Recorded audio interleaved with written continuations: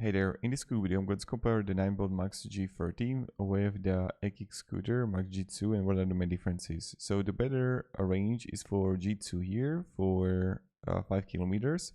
Then also the motor power is better. Then the weight is better also. No, the weight is better for G30 2 because you have lower weight, so this is important. Max load is better for G2 by 20 kilos. Incline capability also for G2. Then suspension, you have it for G2, so that's better. And then when you're gonna look here, both got brakes, both got tires, same thing. Then the G2 got better lightning.